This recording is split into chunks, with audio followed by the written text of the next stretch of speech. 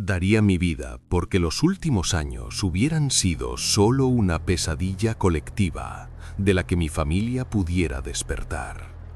Pero las marcas en la piel de mi hija eran reales. El frío que te congela los huesos en pleno agosto es real. Y él es más real que cualquiera de nosotros. Para que entiendas el horror, tienes que entender primero la normalidad. Cuando nos mudamos al número 30 de East Drive, en la urbanización de Chequerfield, estábamos ilusionados. Era una casa de protección oficial, sencilla, de ladrillo rojo. Parecía el lugar perfecto para empezar de nuevo con mi mujer Jean y nuestros hijos Philip y Diane. Recuerdo el olor a pintura fresca y la promesa de una vida tranquila. Qué ingenuos éramos. La casa no nos dio la bienvenida. Al principio fue algo sutil. Había zonas de la casa, esquinas específicas en el pasillo o en el rellano de la escalera, donde la temperatura caía en picado. No era una corriente de aire, era un frío estático, muerto, que te atravesaba la ropa y te erizaba la piel. Intentábamos ignorarlo, bromeábamos sobre la mala calefacción, pero en el fondo todos sabíamos que algo no iba bien. Luego empezó la fase física. Fue una guerra de desgaste diseñada para romper nuestros nervios. Estábamos cenando una noche tranquila cuando de repente un polvo blanco, fino como la afina de un hueso quemado, empezó a caer del techo. No había grietas, no había humedad. Simplemente se materializaba en el aire y caía sobre nuestra comida, cubriéndolo todo con un manto fúnebre. Lo limpiábamos, histéricos, y a los 10 minutos volvía a aparecer. Era como si la casa estuviera mudando una piel enferma sobre nosotros una y otra vez, burlándose de nuestros intentos por mantenerla limpia. Días después, Jean gritó desde la cocina. Cuando llegué, vi algo que desafía toda lógica. De los grifos, cerrados, brotaba una espuma verde y espesa. No era jabón, era una sustancia viscosa, pulsante, que parecía tener vida propia. Desprendía un olor nauseabundo, una mezcla de cobre viejo y algo podrido que llevaba siglos enterrado. La casa nos estaba mostrando sus entrañas, y estaban enfermas. Pero la entidad, esa cosa que habitaba los cimientos, pronto se aburrió de los trucos de feria. Quería terror de verdad, quería alimentarse. Recuerdo noches en las que el sueño era imposible.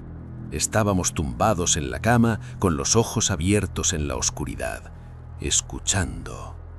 Empezaban en el piso de arriba, pasos, pesados, lentos, deliberados.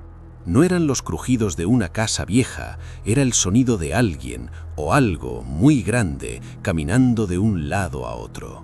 Escuchábamos una respiración rasposa, gutural, que no pertenecía a ningún animal conocido.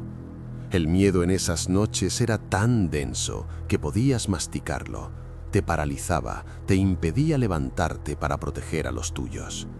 Y entonces llegó la noche que nos rompió para siempre, la noche que definió nuestras vidas. Diane, mi niña de 12 años, estaba en su habitación. De repente, un grito desgarrador rompió el silencio de la casa. Corrí hacia las escaleras con el corazón golpeándome las costillas. Lo que vi al llegar al relaño es una imagen que me perseguirá cada vez que cierre los ojos hasta el día de mi muerte. Diane no estaba de pie. Estaba en el suelo, boca arriba, siendo arrastrada violentamente por el pasillo. Algo invisible y brutal la tenía agarrada por los tobillos. Vi cómo sus pequeñas manos se clavaban en la alfombra, tratando desesperadamente de frenar el avance, sus uñas dejando surcos en el tejido mientras gritaba: «Papá, ayúdame, me quema». Intenté correr hacia ella, juro por Dios que lo intenté, pero cuando estaba a 1 metro, choqué contra algo. No había nada delante de mí, solo aire vacío, pero era como golpearse contra un muro de hormigón helado. Una fuerza invisible me empujó hacia atrás, lanzándome contra la pared opuesta y dejándome sin aliento. Y entonces él se mostró. Al final del pasillo, donde las sombras eran más densas, la oscuridad empezó a acumularse. Se condensó, tomó forma. Se alzó una figura inmensa, de más de 2 metros de altura. Llevaba una túnica negra, pesada, de un tejido antiguo y vasto que parecía absorber la poca luz que llegaba de la calle. No tenía pies, flotaba a unos centímetros del suelo. Y lo peor era la capucha. Estaba levantada, cubriendo donde debería estar la cabeza. Miré directamente hacia el interior de esa capucha, buscando una cara, unos ojos, algo humano. Pero solo había un vacío, una oscuridad absoluta, infinita, una negrura que prometía el fin de todas las cosas. La entidad se inclinó sobre mi hija. Diane empezó a jadear, llevándose las manos a la garganta. Vi cómo la piel pálida de su cuello se hundía bajo la presión de unos dedos invisibles y enormes. La estaban estrangulando delante de mis ojos, y yo no podía moverme, bloqueado por esa barrera psíquica. Justo cuando pensé que mi hija iba a morir ahí mismo, la figura se disolvió en el aire, como humo, y Diane cayó inconsciente. Cuando pude llegar a ella y la tomé en mis brazos, vi las pruebas. En su cuello había marcas claras. No eran rojas, eran moratones profundos, casi negros, con la forma inconfundible de unos dedos huesudos que habían intentado arrancarle la vida.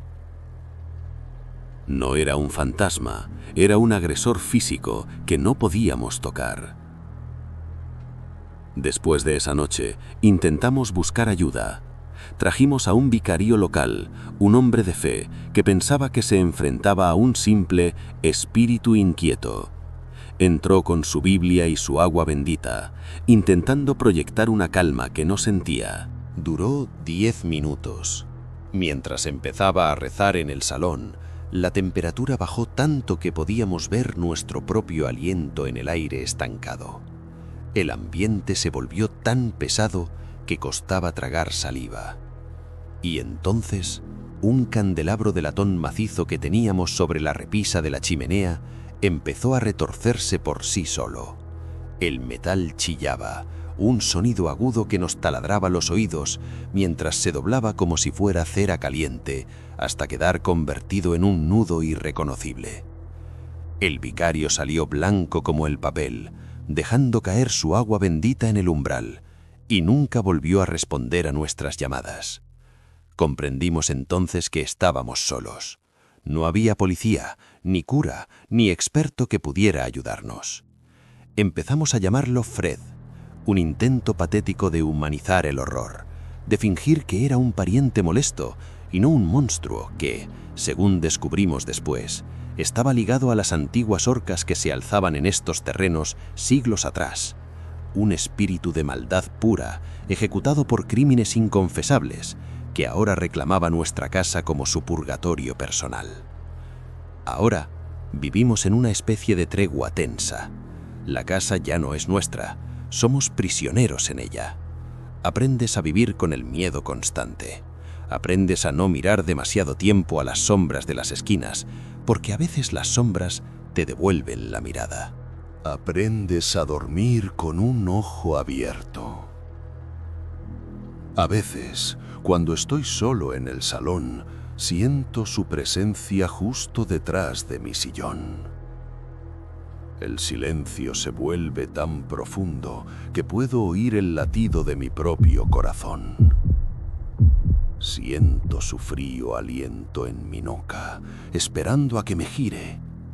Pero no lo hago, nunca lo hago, porque sé que el día que me gire y vuelva a mirar dentro de esa capucha vacía, será el último día que conserve la poca cordura que me queda. Ya no intentamos luchar, no intentamos limpiar el polvo blanco, ni nos asustamos con la espuma verde. Hemos aceptado que compartimos nuestra vida con algo que nos desprecia. A veces la puerta se bloquea y te quedas encerrado horas en una habitación, sabiendo que él está al otro lado, escuchándote llorar. Esta es la verdad de 30 East Drive. No es una historia de fantasmas para entretenerte en una noche de lluvia.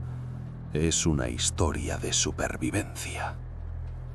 Y mientras grabo esto para Atmósfera Cero, solo puedo pensar en una cosa.